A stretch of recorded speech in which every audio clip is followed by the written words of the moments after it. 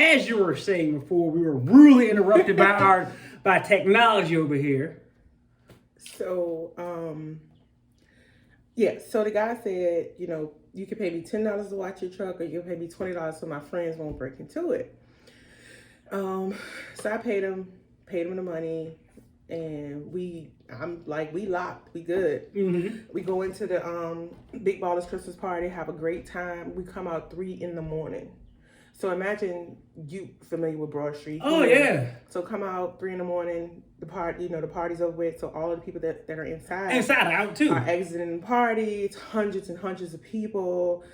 I see the police lights all up and down the street. Oh yeah.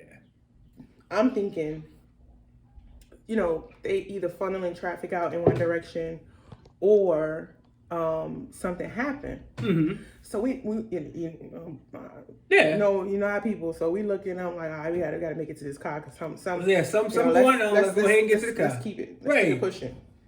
We're walking towards the car, and as we walk up the sidewalk, all you hear is people cussing. Uh-oh.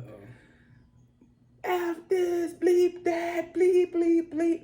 And all you see is busted windows. Car after car. Oh. And so Bo and Jason and Crystal just look at me. I already know what's up. Because I understand this behavior. So when we finally get down to our truck, the car in front of us is hit. The car behind us is hit. Cars across the street is hit. All you hear is psst, psst. I turn around. He say, sweetie, I hope y'all had a good time. Y'all get home. Y'all be safe. Get back home to Virginia. And they bolted across the field. They had everybody's stuff they took out the car, radios, everything. And I'm just like, all right, my God, but he literally honored me paying him, and he did not smash our windows. But a good majority of the people that they approached, that they was kind of like, and juggalos are weird with that. They have this big ego, big energy, big attitude, big whatever, that when somebody's like speaking to them in the moment of a juggalo event, they don't hear anything you say. So when the dude probably approached them, a lot of them probably cussed him out. I'm not giving you nothing. Uh-huh. And okay, but he was about that life. So I was so tickled, and both of them was so tickled because my guy literally waited till we got out and was like, because you got to realize in that area, it's plenty of people out there that's jacking, that's breaking into cars and stuff, and it's a code amongst thieves. I hate to say that. So they watched and made sure that other people in the area that was doing the same thing they were doing, they didn't hit all those cars. Right. They made sure that nobody messed with our car because we was legit. They're solid. They're cool. Right. And it was only a handful of cars that were not broken into, and then I realized that's why the police were there. They taking all these unnecessary reports. Yeah, that stuff is gone. Right. That stuff is out of here. That was, and I wish that was the end. It's more? I wish that was the end of the story. So we go back to the hotel, like unscathed or whatever. Mm-hmm. Grab something to eat, go back to the hotel. We're in the hotel. We enjoy the rest of the night. We got to get back up in the morning and go back to Virginia. Yeah. Right. So we go to sleep in the great lush hotel room, upgraded from a disaster room. We get up. The hotel's legit, continental breakfast, the whole nine. Yeah. So we get up, we get dressed. It's time to go back to Richmond. Only problem is it's started snowing. And we ain't talking Richmond snow. We're talking Midwest snow. We're talking Detroit snow. Oh, Michigan snow. No. So we get up like, we should head out. We should go head out now. Right. So we can get in front of this, right? We get up. We go downstairs. We get in the truck, right? We all packed up. Truck's warming up and everything. And we had that weather up there anyway. Like, it was snowing stuff on the ground anyway. Yeah. From where it had snowed like that week before, during the week when we weren't up there. So, the car has like, when, kickback from car riding in front of you or whatever. So the windshield's like filthy. Yeah. So I hit the wiper to wash off the windshield. Nothing. So I'm fussing fussing and cussing about, I'm gonna let these rental car people know about themselves. How y'all give us a car with no washer fluid in it? I can't believe this. So we stopped. We said we're gonna stop, at like a gas station or whatever, grab some fluid, some windshield wiper fluid. Right, and fill it in there. Fill it up so we can be straight on the ride home. Pop the hood. Go to fill up the washing fluid and it's frozen. It's not empty. It's frozen solid. It is frozen. Me and Bo looked at each other and had another "we ain't in Kansas" moment. No, y'all I said, not. We got to get out of here. So at the time, Wendy's was selling the Wild Mountain Chicken Sandwich. Shout out to Wendy's, best sandwich they ever created. Shout out to Larry. So we stopped at Wendy's, right? We pull up at this Wendy's that was so odd to us, and we couldn't figure out why it was so odd. I'm looking like, this Wendy's dumb. They only had like 4 parking spaces, like literally like 4. The way it was situated, it had only 4 parking spaces. I was like, this is the weirdest little piece of property. So again, we're from Richmond, so we don't know no better. Right. We jump out because we don't want to go through the drive-thru. We jump out. We go in. This is before Richmond. This is before Richmond's time. Mm-hmm. We go inside and we walk in, and we are for stopping our tracks. We look, and the entire counter span, the width of the counter, is like bulletproof glass. So we had never seen anything like that a day in our life. Not the whole counter. So if the counter was 8 feet, there was a wall of bulletproof glass. 8 feet. You couldn't get to them, and your food is sent in a little drawer. They put it in and they push it out to you. You cannot get to them, and the only way you can get to them is to go through a back door, crash through the building. So crash through the building because they know this and they're protected. Right. You're not getting Chick-fil-A service because we know we're protected behind this bulletproof glass. So we come in. There are no seats in this restaurant. So this is typically one of those. Get your food and get out. Your food and get out. Which now lets me know. Again, I'm in Detroit. Yeah. We ain't even designing this for you to sit down and eat. Get your stuff and go. So I'm like, let's do. Come on, kids. Order and go. Come on, kids. Let's do this. And shout out to Crystal because she ain't from where I'm from, and so she decides to want to have like a whole dissertation with these people about. Please don't. I'm like, can I get the Wild Mountain chicken combo? Bo like, can I get the Wild Mountain? Jason like, let me get this so. Let me get this so. Crystal's like, well, what comes on? Don't ask me questions, girl. Order this food. Whatever you don't want on it, take it off.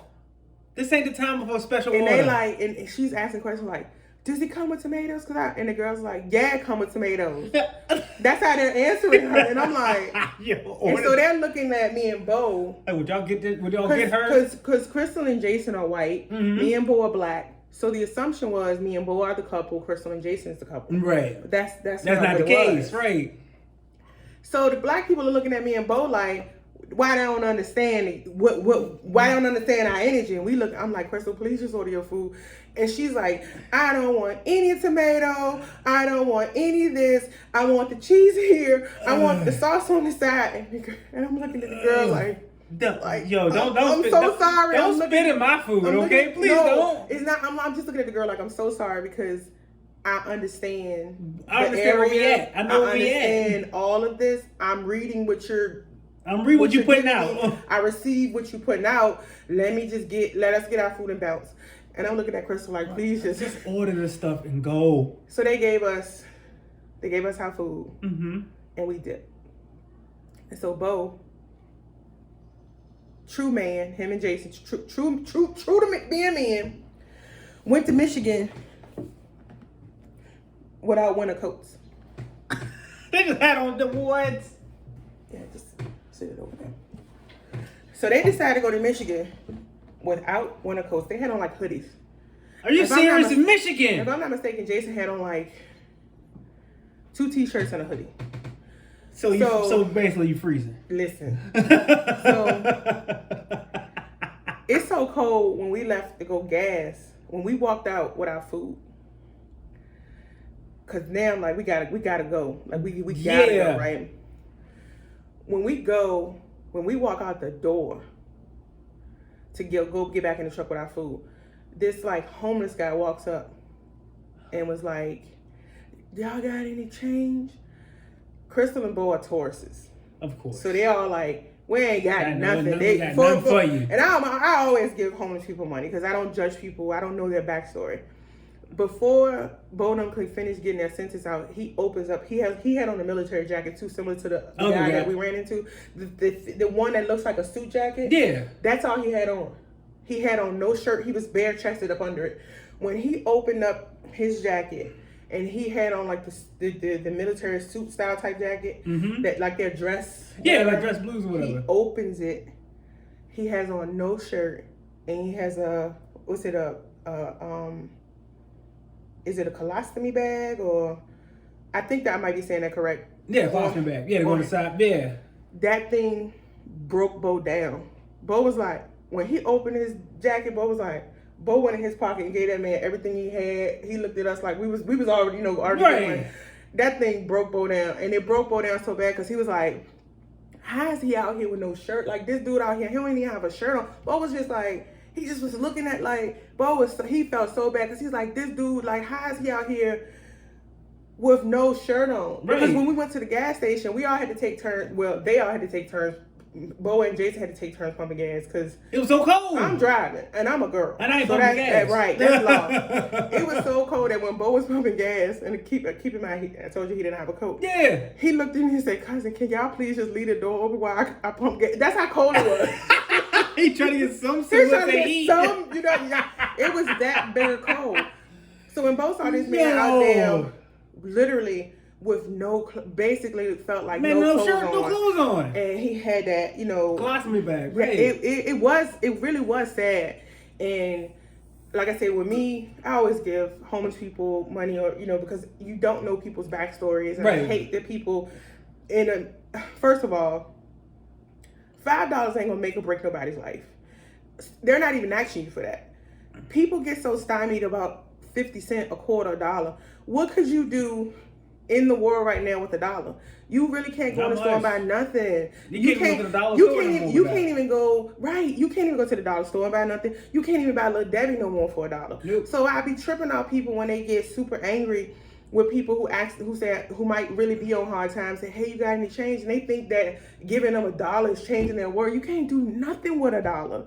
If I was to go out here and give a truly homeless person $100, it's not gonna make or break their life. It's not gonna do nothing for them. I'm thinking about my life, my bills, what I pay, my leisure, my life in its totality. And $100 is not gonna make or break nothing. So that that was like such a great moment that happened, and I felt like it softened Bo's heart in that moment because Bo was just like, whoa, you out here like, oh my God, like you really for real. Right. Yeah, you struggling for real. So we got him straight. Good. Jumped in the truck. We gotta eat it in the truck. Yeah, because it's like at this point, like, oh my God. At this point, we gotta get out of Detroit at this point. Number one, it's Detroit, it's dangerous. It's snowing. So we gotta make it to Ohio. So we're eating in the truck. We thugging it out. We in the truck. Nobody told us it was a blizzard, like coming up the north, like the east, right? So keep in mind, we don't have social media. Oh yeah, like that's stuff. now. That's the so we don't like that. If we were sitting in a hotel and we happened to be watching the news, we would have saw what was coming. But that was how we got information back then. So we just driving. And it's a whiteout. Oh no! It's a whiteout. Now, this is before I had my CDL. Oh, right? Jason don't drive. He has no license. Jesus. Crystal's afraid to drive. Bo's afraid to drive. But we're all supposed to drive like, 2 or 3 hours. Yeah, everybody carry a different leg. Right, the leg of the trip, right. So Crystal helped drive coming up. Crystal and I drove coming up. So that took her off the hook. Driving back, right? So it's supposed to just be me and Bo. So we're driving, it's white out. And we're going up the highway, and I don't want to say we creeping, but creeping because you can't see nothing. In comparison, we creeping. Yeah. All you see, at the time I didn't know it because, like I said, I didn't have my CDL. I see all these big rigs, which at the time I thought had pulled off over into the ditch. Mm-hmm. When I first saw maybe the first 5, some in this direction, in the way we're going, some in the direction, opposite direction, I just assumed, they stopped because it's snowing, whatever. All of these rigs had slid over into the ditch. Like, these were crash rigs. Like, they didn't purposely put the rigs. They all had slid. Right. Whoa. The further we got into leaving out of Michigan to get to Ohio, that's when you start seeing rigs in deeper ditches, and the whole cab of the truck is kind of facing the trailer, and so that's when I realized. Oh, so the ones we saw in the beginning, they was all they didn't just pull over, they got slid over. Right. We missed that particular year. Ohio had a pileup, a real bad pileup. We missed it by like 2 or 3 hours. Ooh. We barely missed it because I'm driving, and like I said, back then I was the one who always bear the responsibility of a lot of stuff, and I didn't mind. But when I'm tired. Somebody else needs to drive. Right. So I'm telling Bo, like, you gotta take over. Right. When I'm driving, he's in the passenger seat knocked out. Crystal's back there knocked out. Jason's knocked out. I'm thugging it by myself, right? This has been any road trip I've ever been on, and I drive. Everybody is comfortably seated. They feel safe with me driving. The minute somebody else has to drive, and I got to get in the passenger seat or whatever, all of a sudden now they need somebody to help them stay woke. Man, I was so tight.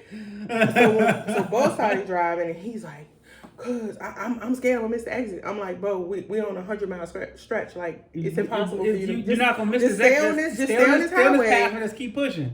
That man would not let me sleep. I had to literally stay up. Oh, because he kept feeling like, we got like paper directions, MapQuest or whatever. But he kept feeling like he was gonna miss the exit. And I kept trying to tell him, like, you're not gonna miss the exit. We got like 100 miles before you got at least. Right, we had crossed like from Michigan to Ohio, so we were on that part that was gonna stretch us all the way, basically like to like DC or whatever. Right. He wasn't feeling it, and I get it. Now I look back now and I get it with all that snow and all these. Yeah, I mean, it was scary. It started being cars, in ditches, trucks, trailers, big rigs. So it was scary. So when it got to the point where I think his anxiety was ramped up too much, I was like, just pull it over. I got it. Because I do well in high anxiety situations. I'm able to focus and do what needs to be done. Right. And so got us to it took us what should have been like an 8-hour trip. Took us almost 24 hours because of the snow. Yeah. And then because we had to creep, and then by the time we got to deep by way of DC, like round about Tyson's Corner way, right, black ice. Yeah, so you still got to creep. Black ice for maybe 20, 25 miles. Yeah, so you still got to creep. So you see cars just spinning out, just polo cars with the 2-wheel drive or front-wheel drive. Oh no, they ain't stand a chance. They don't stand a chance. They struggling. You see big rigs spinning. You see cars spinning out in front of you and to the left of you. Because at this time, I mean, like I said, it took us so long to get home because we literally, it felt like we did 30 to 35 miles an hour from Michigan back to Richmond. Ooh, wait. And I had to throw it on my shoulders and get us back.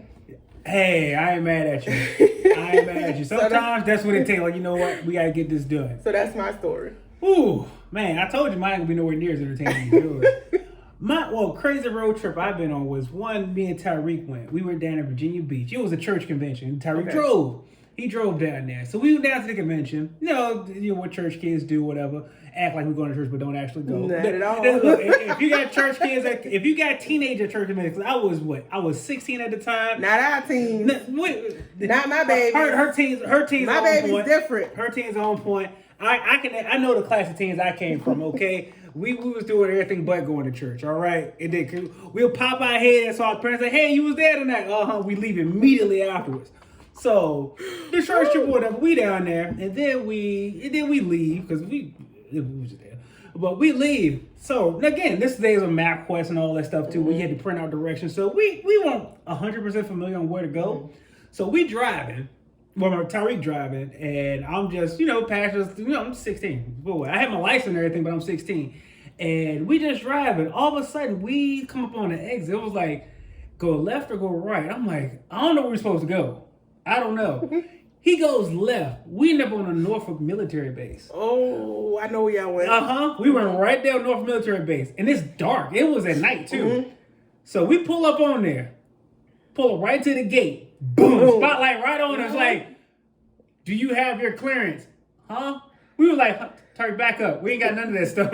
Back up before we get shot. What are you talking about? We sorry, sir. We ain't supposed to be here. We got to run. Yeah, turn around right there. Yes, sir. We ain't play that game. So we bailed off, got on the right exit, and got on the right spot. Like, okay, we going where we supposed to go. So like, yo, we was on a military base for real, and they was about to escort us off. I know exactly where you were, because it's literally you either go right or left. Yeah, and it takes you directly. It's right to the base. there. And if you slow creep because you're trying to figure you're out trying to figure where you're going, because you see this is not a road. It's like, yo, this is leading somewhere I don't want to go. Listen, they get real active down there real fast. Ty, that light came on us so bright and so fast. I'm like, what just happened? We need to turn around now. I don't need nobody to point no sentry gun at me, because I ain't for that. I ain't got nothing to do with They'll that. reroute you real quick and tell you, no, you took it wrong. No, but now, like, if you go that way now, they get so many people that come that wrong way. Yeah. They just kind of reroute you and take you how to get back out. Thank goodness they do that now, because back then they just scared the crap out of you. They scared you to go the right way. I'm like, oh, we ain't coming down here no more. And that freaked me out, because that light hit so bright and so quick. I'm like, I don't think we're supposed to. Boom! The light was on us right there. Like, where's your clearance? Sorry, what? They can see everything about you before you can see everything about them. I'm like, I don't know. I was like, yo, we got to turn around now. That's one of my favorite adventures down there. Oh man, but that's a crazy road story I done been on. I told you, my one nowhere near as entertaining. It's just terrifying. Listen, I feel like the weirdest stuff always seems to happen or find me, or. I don't care where I go. There's always going to be something weird that happens or something out of the norm, and I just insert it as I'm a weirdo, so weirdo things have to happen whenever I go somewhere. I was on my way with the teens yesterday to go do teen service with the teens. Yeah, and I stopped by Starbucks, and the way Starbucks, the one I was at, when you pull in the drive-thru, it's not one of those drive-thrus where you can just pull off. Yeah. Right? You have to go through the whole thing, because it's like a sidewalk on both sides of you, so you're stuck in the middle. Yeah. And this is at Courthouse and Hall Street. I know exactly what Starbucks you went to. I know exactly what you went to. So I'm sitting, in all my Starbucks glory, because I'm team Starbucks, because Dunkin' could never. Dunkin' could never. Listen. You gotta pick your team. You do. And so I'm sitting there, and I placed my order through the app, because Dunkin' could never. And I'm sitting there waiting, car in front of me.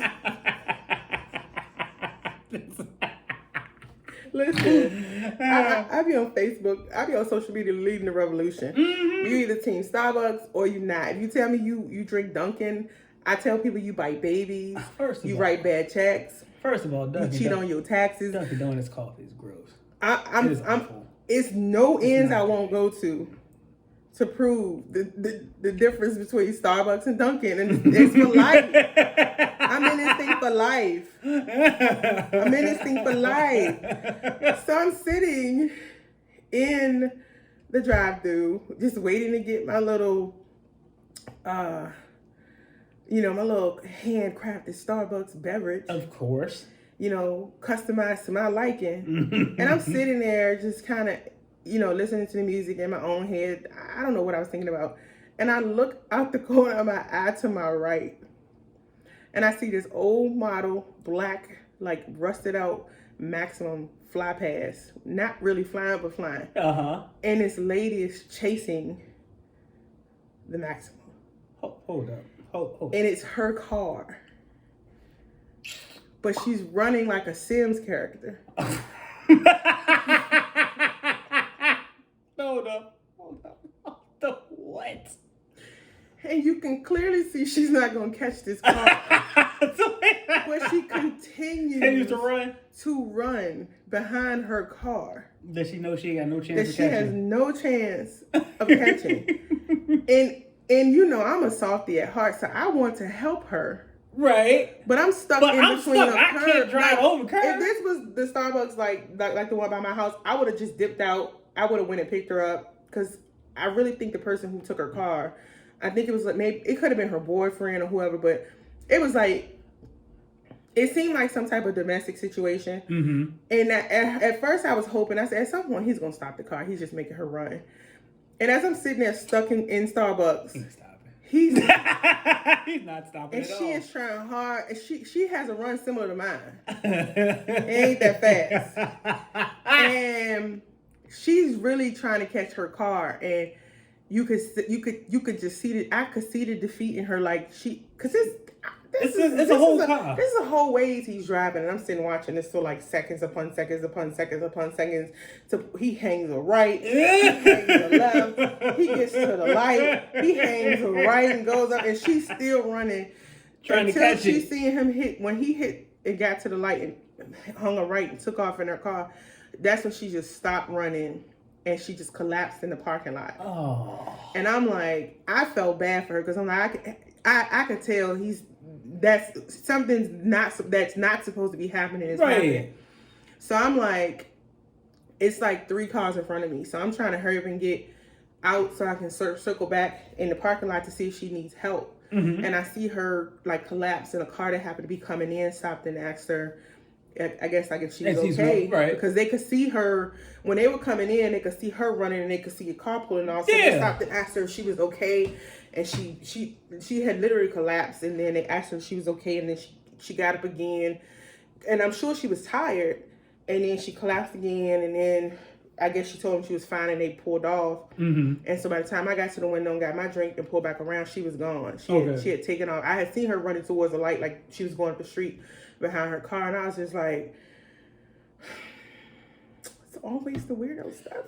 I said, but you know what? I think it happened because you can handle it. That's the thing. It happens because you can handle it. And I feel like I always got a story to tell because strange stuff happens all the time. Something, man. There's always something, Tyler. I just be like, all right, fine. I'm gonna rock with it. I'm gonna tell you. Shout out to Jason's Deli. I went to Jason's Deli maybe 2 months ago. Mm-hmm. And I was in Jason's Deli with a friend, and we were sitting there, she and I, we were eating and laughing and joking and having a good time. And this little boy tried to Me Too us. I'm sorry, what? He's sitting in a booth, him, his dad, and his little brother. Mm-hmm. She and I sitting at a table, and I blame her because she's so nosy and she's all up in their business instead of focusing on us and our table and what we're doing. So if I'm facing like I am the camera right here, she's sitting where you sitting, but she's facing me. And they're sitting over here in a booth. So technically, I would be the one that can see them. Yeah, you have a better line of sight. Because they're to my left. Yeah. Out the corner of my eye in a booth. And we're a little bit across from them and at a table. So you would think I would be the one to see them, but I'm kind of like this. Looking at you. And I'm talking, she and I talking like this.